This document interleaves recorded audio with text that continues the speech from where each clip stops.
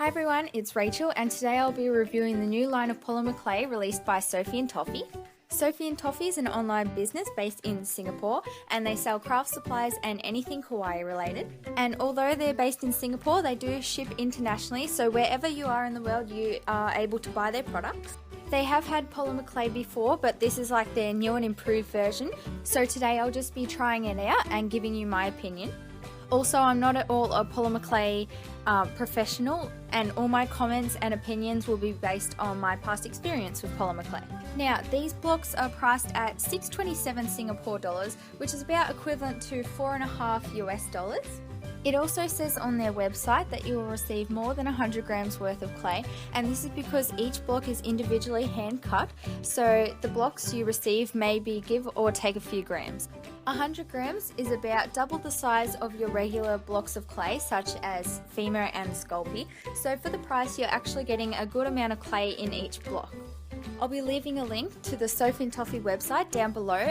I'll also have a link which will let you get 10% off your first purchase at Sophie and Toffee, so feel free to use it if you're wanting to purchase some of this polymer clay or just anything else from their website. So one of the first things I noticed when picking up these blocks of clay is that they're very soft and I can easily squish it through the packet, whereas with one of your other brands of polymer clay you have to apply a little bit more force to feel how soft it is.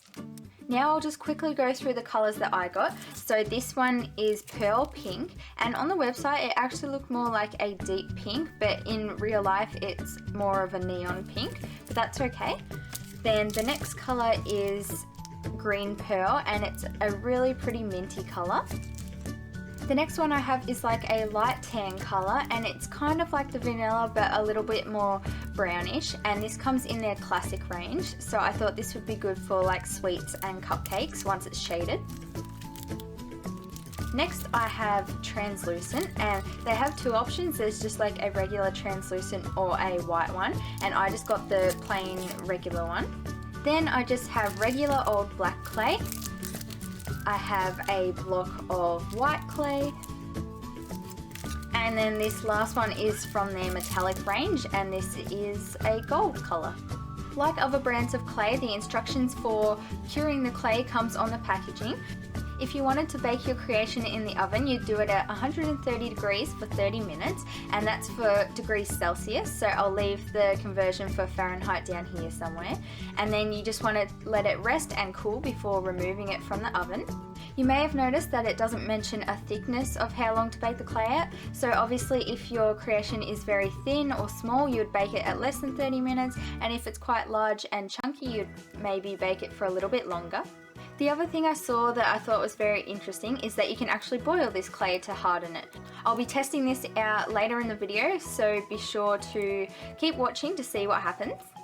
On the packaging they also have some little tips for you which would be really handy if you're a beginner. So the first one, apply hand cream for easier modelling.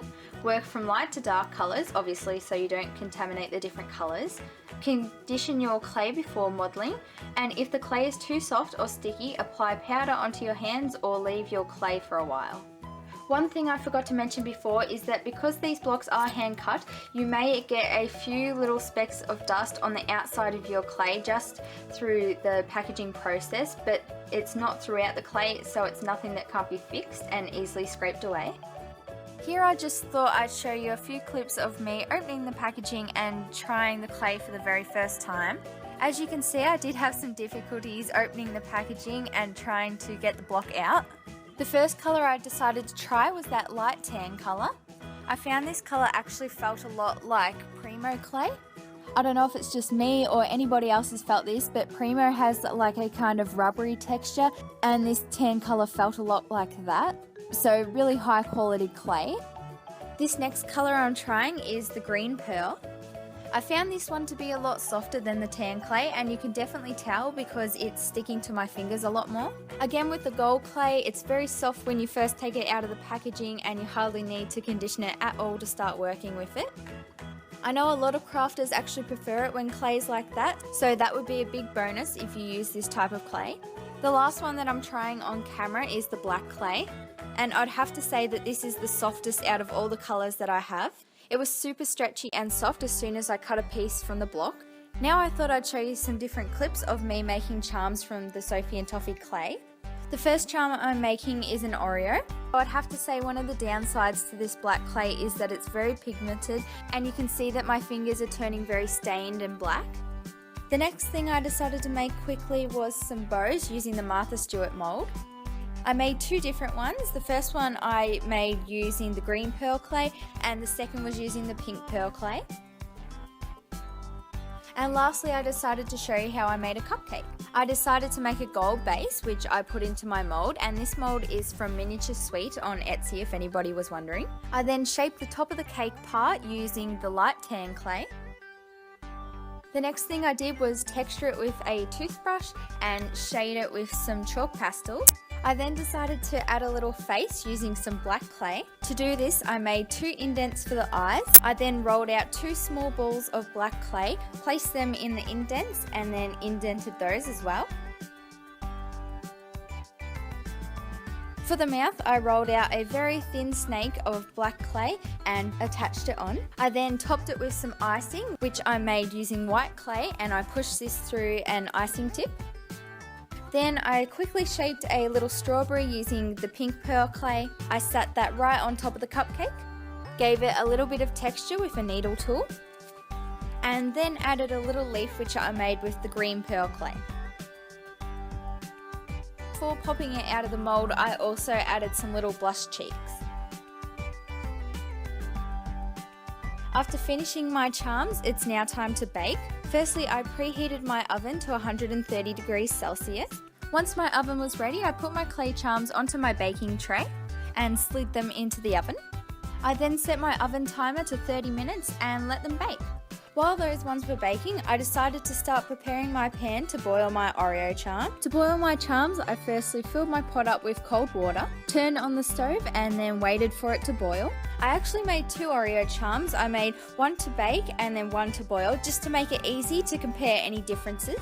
Once I saw the water was boiling, I then dunked in my little Oreo and away it went. The package says boil for 10 to 20 minutes, so I decided to set my timer for 15 minutes and see how it was going. When I came back, I saw that part of the biscuit from the Oreo had detached. I'm not sure if this is either because I did the process of boiling it wrong, or because I had the heat up too high and it was jumping around a lot, which made it come apart. So after that one failed, I decided to start again. I went back and made another Oreo quickly. This time I filled the pot up with cold water and dunked my Oreo into that instead of letting it boil first. I'm glad I tried again because this one worked a lot better. I also did it again because I didn't want to give you guys the wrong method and then your charms break in the water as well. I just think that the instructions on the packaging for boiling the charm weren't very clear and they're just a bit hard to understand. I'm still not entirely sure which way is the right way, but the second method seemed to work a lot better, so I would stick with that one. So here's my creations after they've finished being baked and glazed. These ones here on the left side are the ones that were put into the oven and baked, and these 2 Oreos on the right side were the ones that I boiled in the pot. Starting off, these were the 2 little bows I made out of the Martha Stewart mould. Both of these bows have been glazed and the colour didn't really seem to change too much after baking. I thought the pearl might have shown up a little bit more after baking, but it didn't really. So these colours only have a very subtle pearly colour to them. The same thing goes with these little stars. The colour of the clay didn't change too much. I will say that the black clay is very soft, which makes it really easy to roll out a nice thin snake and make a cute little mouth. So I did like that part of the black clay. Then I had the little cupcake I made, and on this I did try to incorporate all the colours that I have. The only colour that I didn't put on it was the translucent, so right now I'll insert a clip showing what it looks like after it's been baked. The translucent doesn't appear to really change either, except now if you hold it up to the light you can see through it, and I'll show you that now. And lastly, I have my Oreo charms. So these are pretty much both the same. This one was the one in the oven and then this one was in the pot. Both of these charms feel about the same and they sound about the same hardness. I thought maybe the boiled one might come out a bit softer, but I was actually really impressed. Like, it's really hard and just feels like a normal charm that you would bake. The only other thing I wanted to say with boiling your charm is that if it has any shading from chalk pastels or anything like that, I wouldn't recommend boiling it because it will probably rub off in the water. Boiling your charm also wouldn't work if on the same creation you had other types of brands such as Sculpey and Fimo, because they wouldn't harden in the water, they need to be baked. So it would only really work if your charm was made entirely of this Sophie and Toffee clay.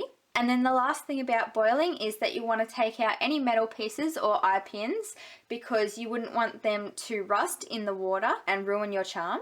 Overall, I did enjoy using this clay. I thought it was very fun to try out and just see what other brands are like. Sophie and Toffee do say that this new clay goes soft on your fingers, and I strongly agree with that. I would definitely recommend this for crafters who enjoy their clay more on the softer side rather than having it more firm. It's super soft, easy to condition, and doesn't hurt your fingers whatsoever. If I was going to buy one of these clays again, I would go back for this light tan or like ecru color, mainly because I found it was the most easiest to work with, and also because it makes a really nice color for desserts once it's shaded, as you can see here on my cupcake. So that's everything for this video. Thank you so much for watching. If you're wanting to purchase from the Sophie and Toffee website, don't forget to use the link down below because it will give you 10% off your first order. Also give this video a big thumbs up if you enjoyed it, and I'll see you next time. Bye guys!